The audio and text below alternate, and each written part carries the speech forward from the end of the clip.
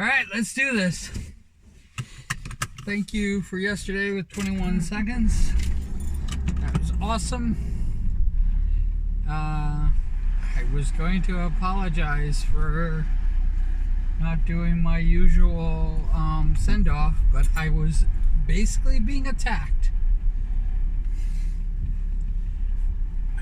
It's amazing what happens when you're not there at work for 2 days.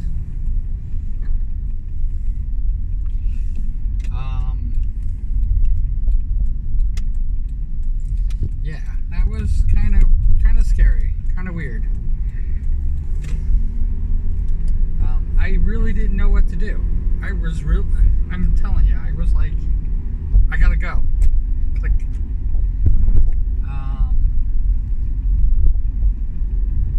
Yeah, kind of a strange thing to have happened.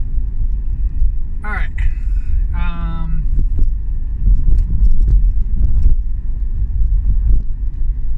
Redoing the circles.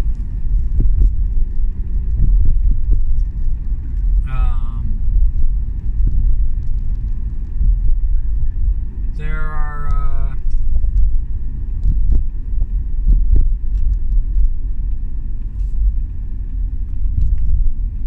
a few people who I'm going to do anyway, and there's a bunch of people that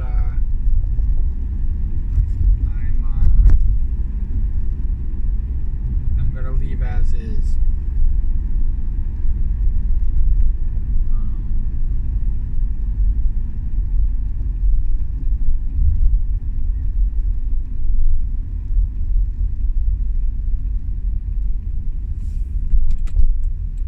We are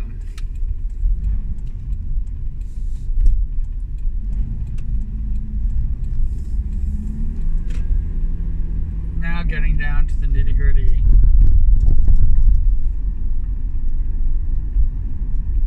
Of what I'm going to be doing next year, and I can't say that I'm going to be doing a lot of streaming.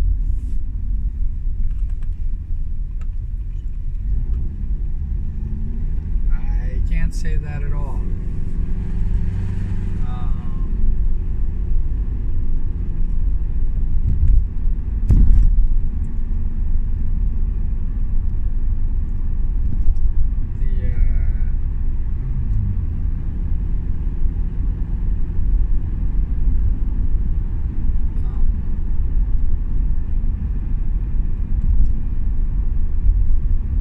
Misguided. Misguided is probably the wrong word.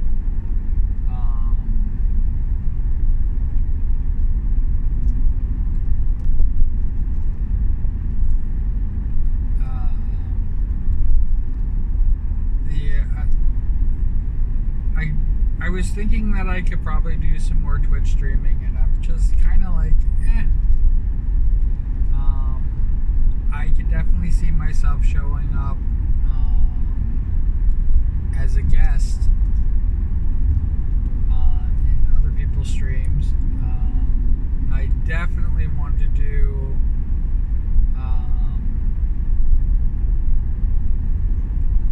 the talk show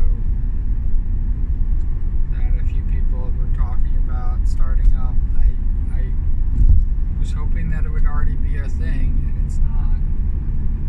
But yeah, we'll figure that out when it comes. But for the most part, I just want to basically just kind of like hang out and do the art.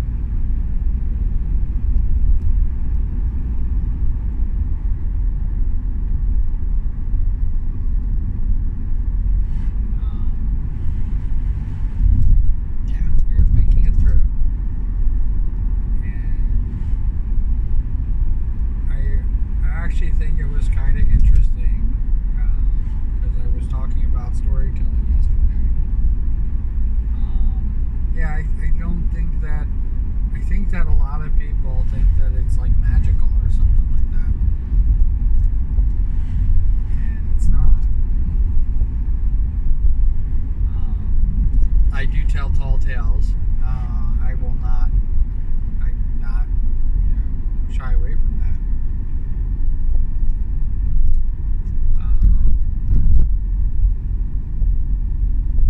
Most people would consider that just lying. I really don't. It's kind of really weird. I think that if I had a gray area, that would be the gray area.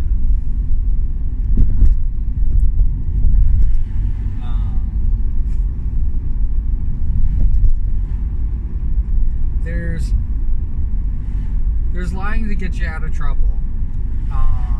There's lying to protect somebody.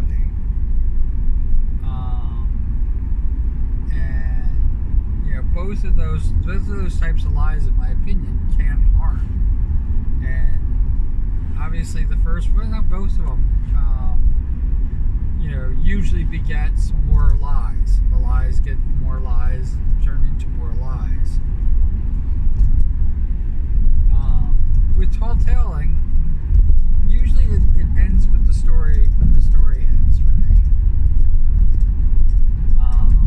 I have kept up stories for long periods of time where the lie begat more lies, became more lies and stuff like that. But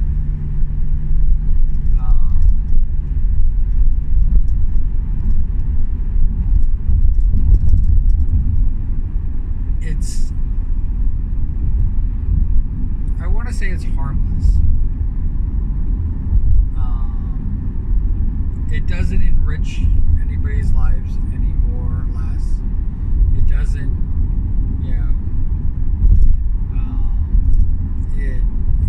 it is a wall for me. Because sometimes my stories aren't as crazy as reality really was. Sometimes I leave out a lot of the juicy bits because they're just so painful.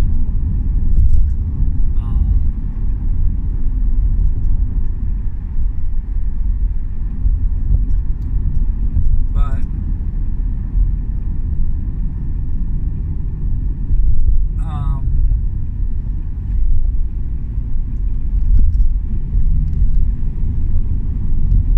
I don't do things like stolen valor or anything like that, or anything crazy like that. But like again, in my opinion, that's a kind of a harmful thing.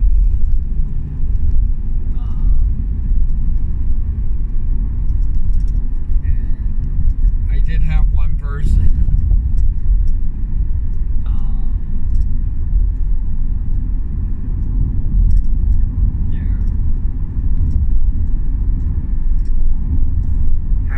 Call me out when I was joking about being a Vietnam vet. No, it was just a joke. I was just joking that back there when I was in Da Nang. I don't know. I would never pretend to be a military personnel. I thank everyone for their service. I think that anybody who does the armed forces, you guys are amazing.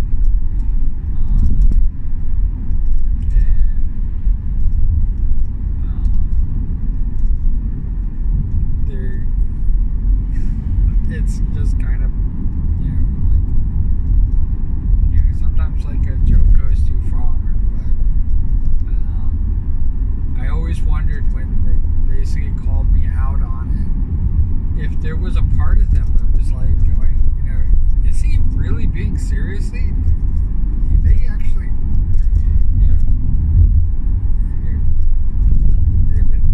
I was wondering if they were actually believed for a moment that I was, in the Vietnam War. I know most people think that I'm too old for everything like this, but just to give you an idea, when the war ended, I was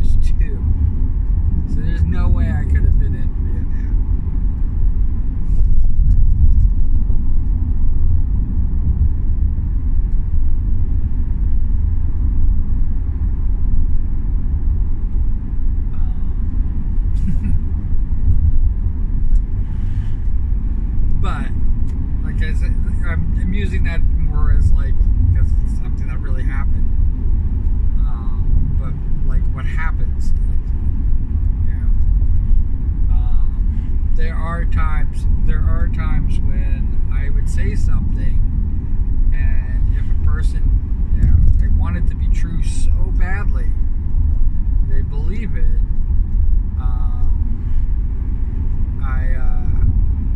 I run with it.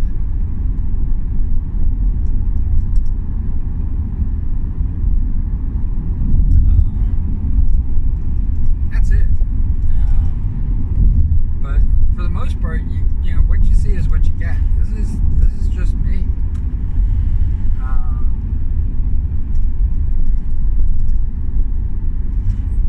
Most of my storytelling is based on the audience that I'm telling it to.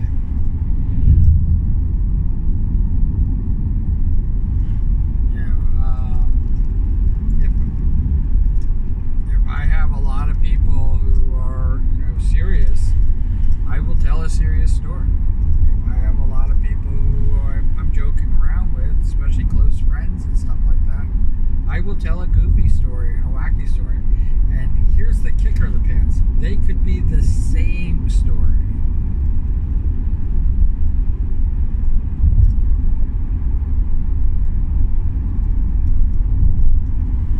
It's all in who I'm telling it to. It is definitely one of the things as a writer that I've struggled with, because I don't know who is reading the book.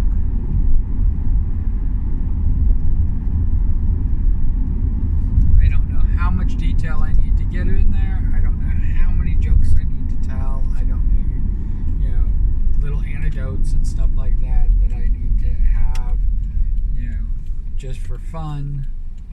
I don't know how tightly woven I need to make the story, like all that stuff. I don't know how much stream of consciousness I can do. I struggle with all those things all the time.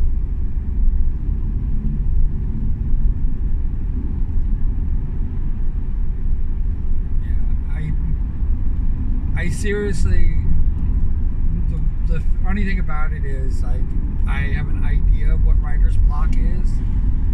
I don't think I've ever had it.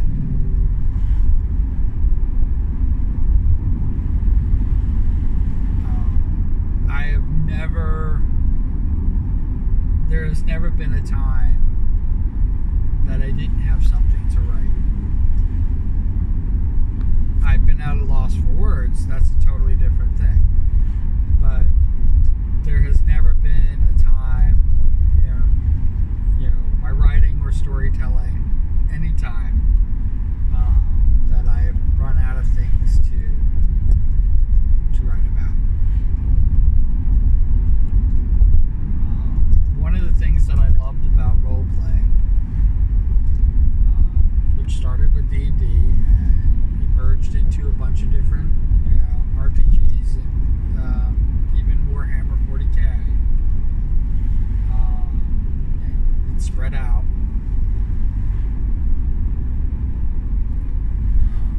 And it's something that I actually don't like about video games as of now. I'm not going to say, because I've said stupid things before about how they won't be able to catch up, but maybe they'll catch up. I watched character creation, it would take me hours with character creation because of how many different little things that they put in. And then when I'm done going through them, and I'm like going, there's only 20 different hairstyles? What? I think Cyberpunk has like 1 million, so.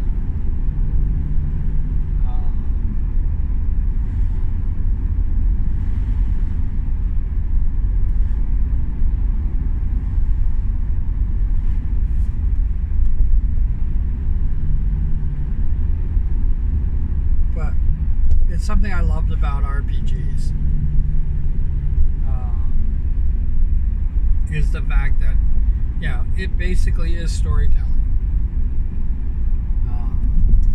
And if you could have, and I love the fact that Dungeons and Dragons brought back storytelling. Yeah, I mean, I've lived in a time before Dungeons and Dragons, but I've not lived in a time when storytellers were a thing, because the written book took over for storytelling. And I think I've said this before, but I don't believe that they're storytellers and authors are not the same thing. An author can be a storyteller can be an author, but they are basically two different jobs.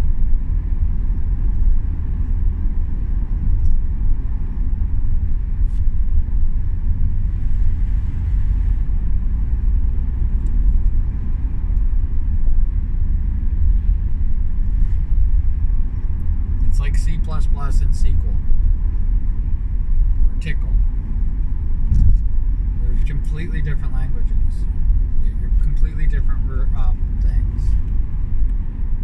And I'm an idiot that lumps in poets and writer and novelists in the same freaking group. But I definitely think it's storytellers. Storytellers are it's a whole different thing. And I see myself more as a storyteller than a writer.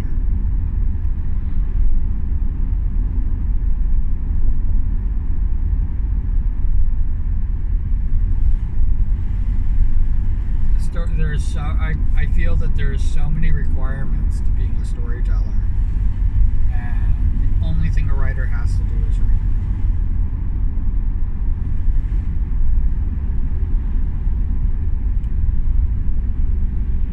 That's it.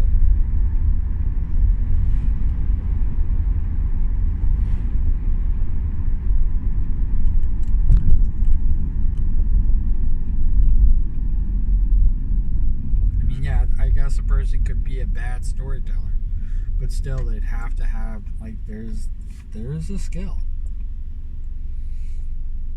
You know, you could be an amateur storyteller also, but there is a skill. There is it. You know, some people are natural born storytellers, and some people gotta work at it. But I think anybody could be a storyteller.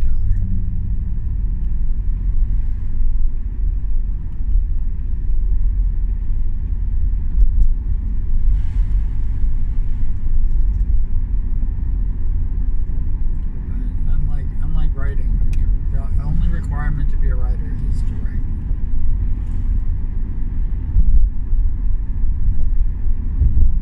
You don't have to craft anything.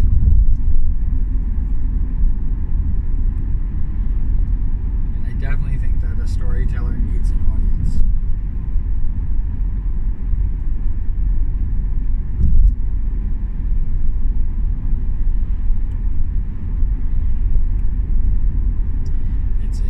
Symbiotic relationship.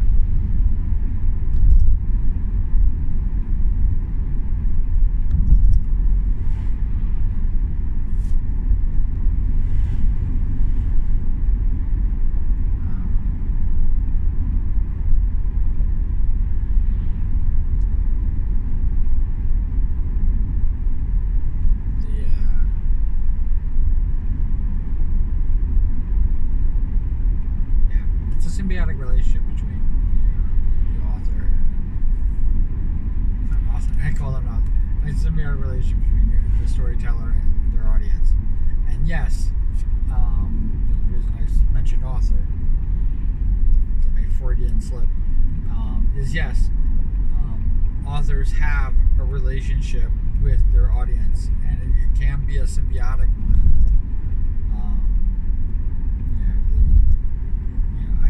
Writers like Stephen King and stuff like that definitely have a connection that they're able to make to their readers, and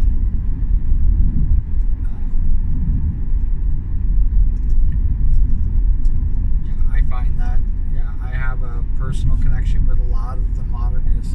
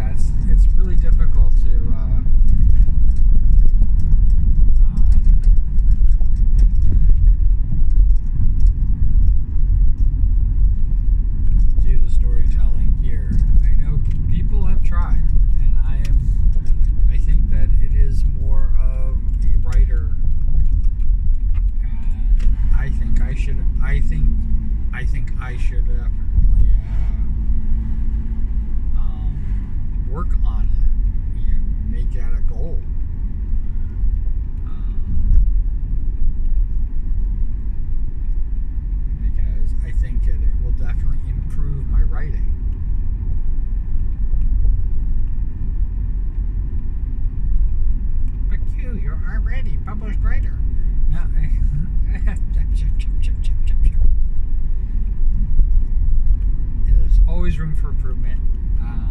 As far as like even as a storyteller, I have massive room for improvement, and I think it's one of the reasons why I'm very attracted to it, because not only is there room for improvement, but there's also reward,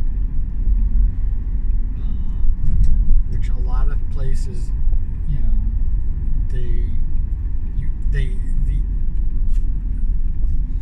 a lot of skills that you gain.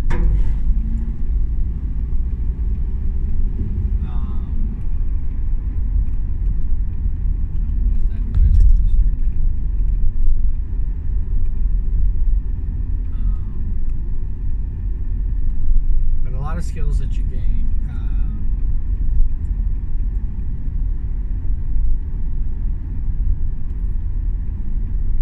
I've lost my train of thought. I'm trying to get back to it.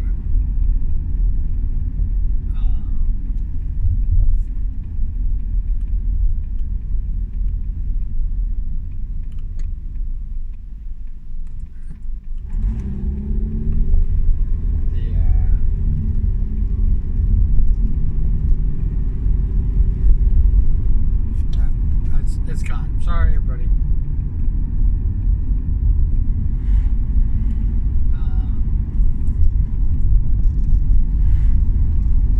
But for storytelling and being an author, I think that I can gain a lot of skills as a writer, and that I can improve my writing. And I always, I think that I can actually transition that much better if I become a better storyteller without an audience. And maybe that is the magic sauce for being an author.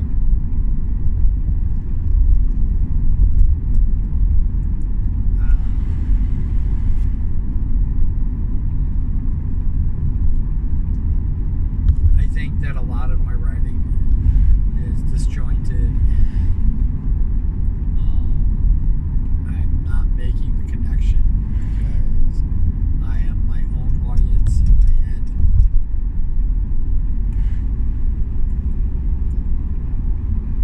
And I know everything that I know, so I don't know where the information that's important goes, and I don't want to be too expository, and just basically just give you, basically give everything. Like they always laugh that Tolkien would tell you the season changes in the Shire. I don't want to go into. I never want to be a writer that basically, gives you the annual rainfall if it's not important to the story.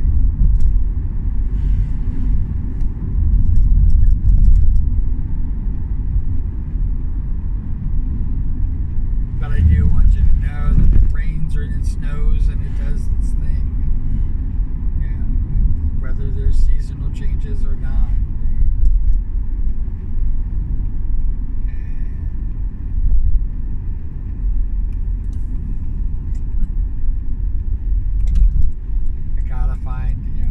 It's Goldilocksing. I gotta find the sweet spot. The just right. The just enough, exposition with just enough, kind of like just enough exposition without insulting my audience with trivial freaking things. I would love, one of the reasons why like a movie like Jacob's Ladder is so important to me. It's the reason why I love it so much is because they don't waste any film. When they went to the cutting room, they added just what they needed to add. They have humor in there, and the humor means something. The jobs that people have mean something. What's going on in the party, the biblical references, the military references, everything means, it all matters. It all matters. It stems into real life things that are going to happen, so it can be based on a true story. It's so amazing how much, information in just a short amount of time. I think it's only 90 minutes. I think it's like 92 minutes long. It's only like an hour and a half. And it has everything. Alright, I'm gonna make sure I put this in there, because now I can't say that I do it for every one of them. But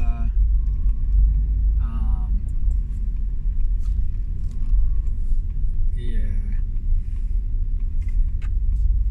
Put cool beans in the comments below. And wherever you are, whatever you're doing, I hope you're having a fantastic time doing it. Alright? And as always, take care. It's good to be back. Alright, bye.